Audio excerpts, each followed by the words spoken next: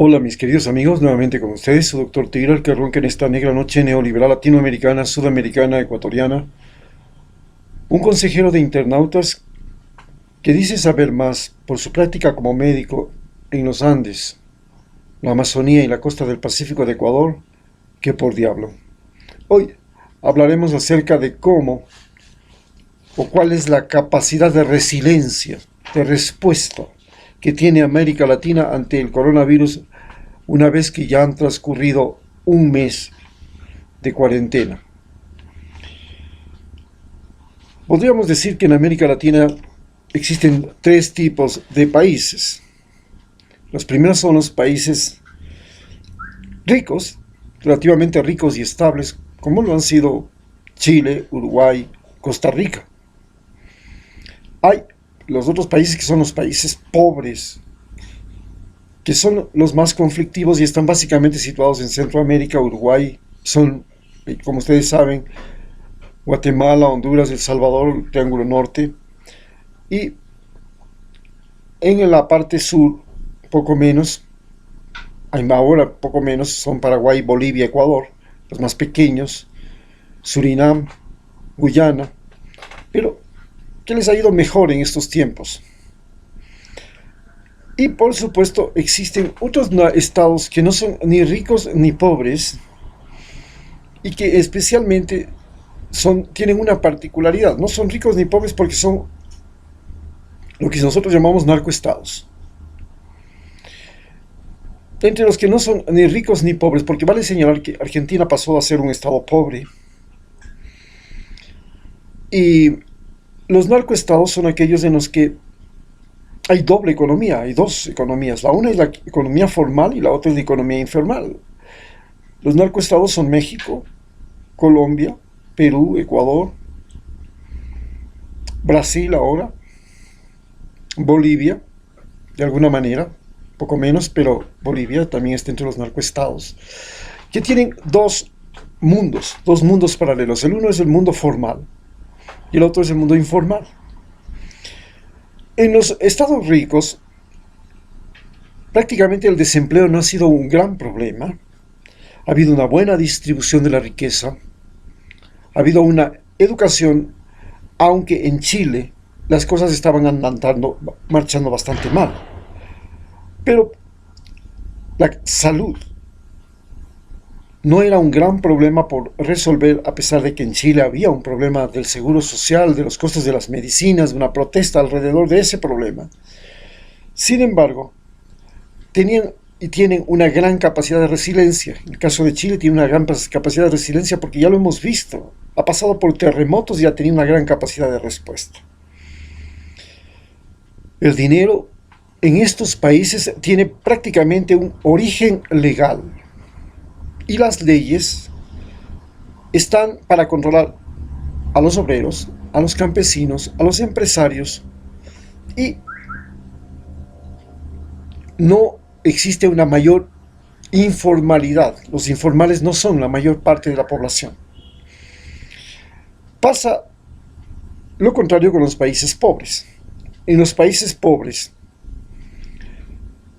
hay dos tipos.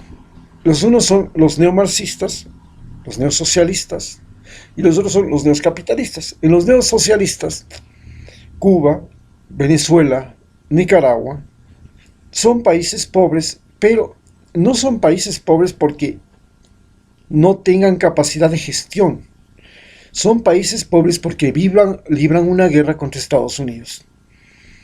Y librar una guerra contra Estados Unidos es enfrentarse al país más poderoso de la Tierra y sufrir bloqueos económicos como el que sufren Cuba y Venezuela, o campañas mediáticas que generan alteración del orden público y que desembocan en manifestaciones con una alta cantidad de muertos, porque en estos países indudablemente el poder se sustenta en las Fuerzas Armadas. ¿Pero qué tipo de Fuerzas Armadas?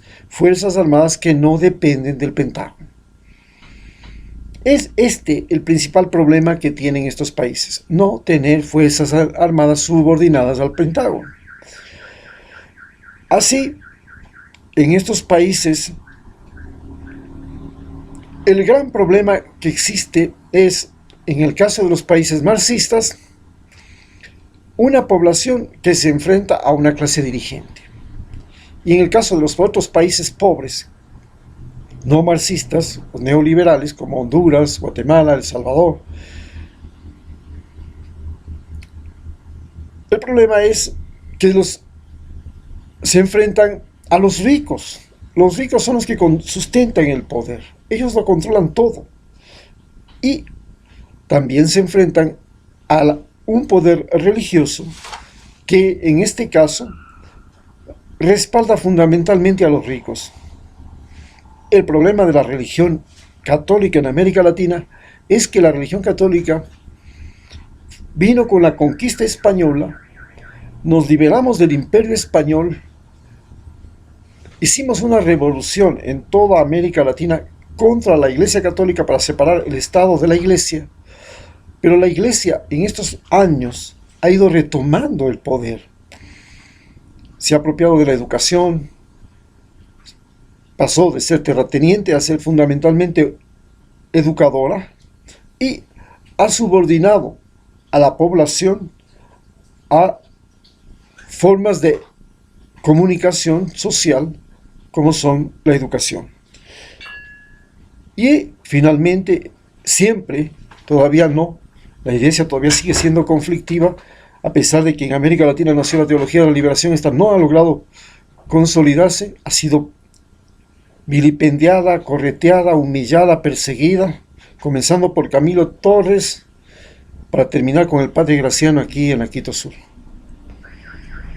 Entonces, esta persecución a la Iglesia de la Teología de la Liberación es parte del gran conflicto que sufre la Iglesia Católica, que prácticamente ha sido desplazada de todos los países desarrollados por todos los problemas de pederastia y los juicios que están siendo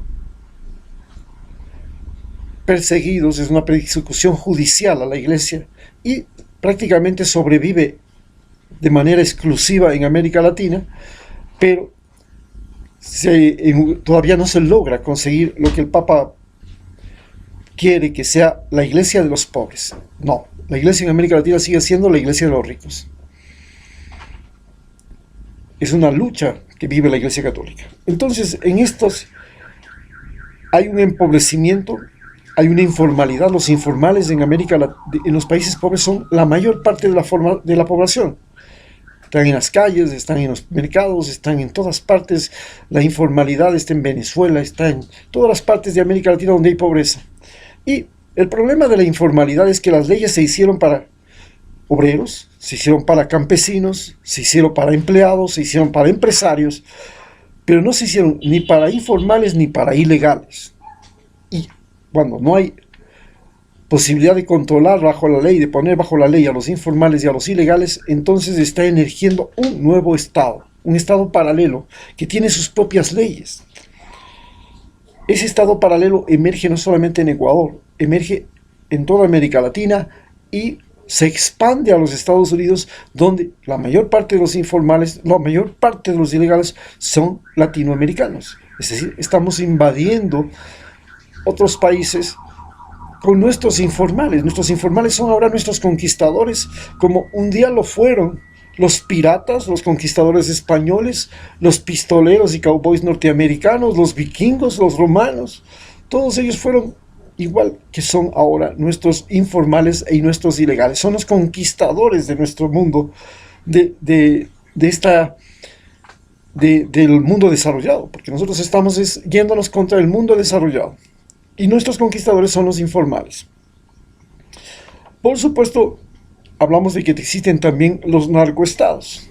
En los narcoestados existen dos estados, igual que existe dos estados en los países pobres, el estado formal y el estado informal. En cambio, en los países como México, Colombia, Ecuador, Perú y ahora Brasil, existe un estado paralelo. El estado paralelo es el narcoestado. Los narcoestados tienen una economía paralela. Producen y ganan tanto dinero como lo que recibe o recibe el mismo estado. Circula tanta cantidad de dinero y tienen tantas posibilidades que tienen poblaciones a sus órdenes y tienen policías a sus órdenes, tienen ejércitos a sus órdenes, tienen sicarios a sus órdenes, tienen su propia ley. Y esos estados paralelos, con esta crisis del coronavirus, han encontrado tierra fértil, porque esos estados paralelos se extienden sobre lo que se llama población marginal. ¿Dónde está la población marginal? Antes la población marginal estaba en los campos. Entonces, la mafia colombiana, la mafia mexicana se extendió por los campos y los campesinos se convirtieron en productores de coca, de marihuana, de heroína. Y ese fue su área, su territorio. Hoy han logrado penetrar en las áreas urbanas, entonces las favelas de Río, los tugurios de Guayaquil, los barrios pobres de Honduras y Nicaragua, de Honduras, de El Salvador y Guatemala, los barrios pobres de México, se han convertido en un estado paralelo. Ellos existen con otras leyes.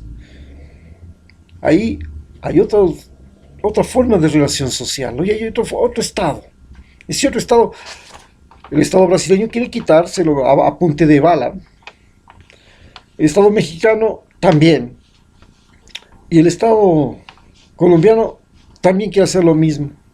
Hacerlo desaparecer a punto de bala con la ayuda de la DEA. Ese estado vive gracias a que se alimenta de los norteamericanos y los europeos y de los países desarrollados que consumen drogas. Mientras los países desarrollados consuman droga, ese estado paralelo seguirá creciendo y no habrá forma de pararlo. Con el coronavirus, las posibilidades de que este estado paralelo, ahora que hay desempleo, desocupación, falta de dinero, no hay recursos y ellos tienen un montón de plata y la forma de ganar muy rápidamente, pues ese estado paralelo va a crecer.